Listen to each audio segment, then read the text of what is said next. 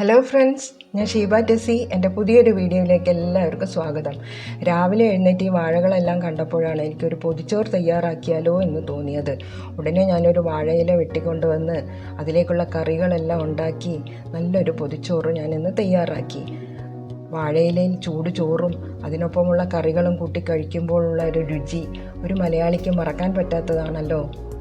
ആദ്യമായിട്ട് ഞാൻ മീൻ വറുക്കുന്നതിന് വേണ്ടിയിട്ട് ഒരു മസാലയാണ് തയ്യാറാക്കിയത്. കുരുമുളകും പച്ചമുളകും ചുമന്നുള്ളിയും വെളുത്തുള്ളിയും മഞ്ഞൾപ്പൊടിയും മുളക് പൊടിയും എല്ലാം കൂടി ചേർത്ത് മിക്സിയിൽ അരച്ചു കൊണ്ടുവന്ന് മീനിലേക്ക് ഇട്ട് കൊടുത്തിട്ടുണ്ട്. ഒരു നാരങ്ങ നീരും കൂടെ ചേർത്ത് അത് ഞാൻ മാരിനേറ്റ് ചെയ്ത് 10 മിനിറ്റ് നേരത്തേക്ക് മാറ്റി വെച്ച്. ഇനി ഒരു ഉരുളൻകിഴങ്ങ് മെഴുക്ക് പുരട്ടിയാണ് തയ്യാറാക്കുന്നത്. അതിന് ഒരു കടായിൽ എണ്ണയൊഴിച്ച് ചുവന്നുള്ളിയും വെളുത്തുള്ളിയും ഉണക്കമുളകും മുളക് പൊടിയും കറിവേപ്പിലയും എല്ലാം കൂടെ ഇട്ട് വഴറ്റിയ ശേഷം നീരതായി മുറിച്ച ഉരുളൻകിഴങ്ങും കൂടെ ഇട്ട് ഇതുപോലെ അങ്ങ് വഴറ്റി കൊടുത്ത് മൂടി വെച്ച് ഒരു 5 മിനിറ്റ് നേരം നമ്മളൊന്ന് വെയിറ്റ് ചെയ്യുമ്പോഴേക്കും ഈ ഉരുളൻകിഴങ്ങ് കൊണ്ടുള്ള രുചികരമായിട്ടുള്ള മെഴുക്ക് പുരട്ടി ഇവിടെ തയ്യാറായിട്ടുണ്ടാവും. വളരെ രുചിയുള്ള ഒരു മെഴുക്ക് പുരട്ടിയാണ്, എല്ലാവരും ഇഷ്ടപ്പെടുന്ന ഒരു മെഴുക്ക് പുരട്ടിയാണല്ലോ ഉരുളൻകിഴങ്ങിൻ്റെ മെഴുക്ക് പുരട്ടി. ഇനി ഞാൻ ആ മീൻ വറക്കാൻ വേണ്ടിയിട്ട് ഒരു കടായി വെച്ച് വെളിച്ചെണ്ണ ഒഴിച്ചു കൊടുത്തിട്ടുണ്ട്. അല്പം കറിവേപ്പില ഇട്ട് കൊടുത്ത ശേഷം അതിന് മുകളിലായിട്ടാണ് ഈ മീനെല്ലാം അടുക്കി പെറുക്കി വെക്കുന്നത്. ഇങ്ങനെ ഈ മീൻ വറക്കുമ്പോൾ കറിവേപ്പിലയുടെ ഫ്ലേവറും കൂടെ ചേർന്ന് നല്ലൊരു ടേസ്റ്റ് ആ മീനിന് കിട്ടുന്നതായിരിക്കും. മീനെല്ലാം ഇവിടെ നന്നായിട്ട് മുരിഞ്ഞ് വന്നിട്ടുണ്ട്. ഇനി നമുക്ക് ഒരു തോരനാണ് ഉണ്ടാക്കേണ്ടത്.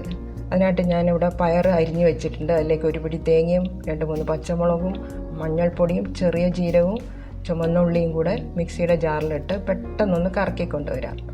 അല്ലാതെ അരിഞ്ഞു പോകാതെ ഒന്ന് പൾസ് ചെയ്തിട്ട് അരച്ചെടുത്ത് കൊണ്ടുവന്നിട്ട് ഈ പയറിലേക്ക് ഇട്ട് കൊടുത്തിട്ടുണ്ട്. ഇനി ഇതിലേക്ക് ആവശ്യത്തിനുള്ള ഉപ്പും കൂടെ ഇട്ട് നമുക്കൊരു കടായി ചൂടാകുമ്പോൾ കടുക് പൊട്ടിച്ച് ഉണക്കമുളകും അതുപോലെ തന്നെ സവാളയും എല്ലാം ചേർത്ത് വഴറ്റി ഈ പയറൂടെ അതിലേക്ക് ഇട്ട് കൊടുത്ത് ഇളക്കി യോജിപ്പിച്ച് മൂടി വെച്ച് വേവിച്ചാൽ നല്ലൊരു പയറ് തോരന് നമുക്ക് ഉണ്ടാക്കിയെടുക്കാം. എൻ്റെ ചാനൽ ഇഷ്ടപ്പെട്ടാൽ ഒന്ന് ലൈക്ക് ചെയ്യണേ, കൂടാതെ സബ്സ്ക്രൈബ് ചെയ്ത് എന്നെ ഒന്ന് സപ്പോർട്ടും കൂടെ ചെയ്യണം കേട്ടോ. ഇനി പയറ് തോരൻ നമുക്ക് ഒന്ന് മൂടി വെച്ച് ഒരു 4-5 മിനിറ്റ് നേരം വെയിറ്റ് ചെയ്യുമ്പോഴേക്കും അതിലെ വെള്ളമെല്ലാം വറ്റി നല്ല അടിപൊളി പയറ് തോരൻ ഇവിടെ തയ്യാറാക്കി എടുക്കാം.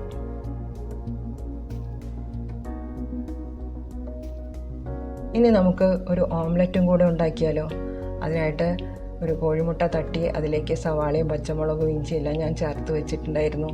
അതൊരു കടായിലേക്ക് ഒഴിച്ചു കൊടുത്താൽ മാത്രം മതിയല്ലോ. നല്ലൊരു ഓംലെറ്റും കൂടെ ഞാനിവിടെ തയ്യാറാക്കി എടുത്തിട്ടുണ്ട്. ഇനി പൊതിച്ചോറിൽ മസ്റ്റായിട്ട് ഉണ്ടായിരിക്കേണ്ട ഒരു സാധനം ഉണ്ടല്ലോ, ചമ്മന്തി.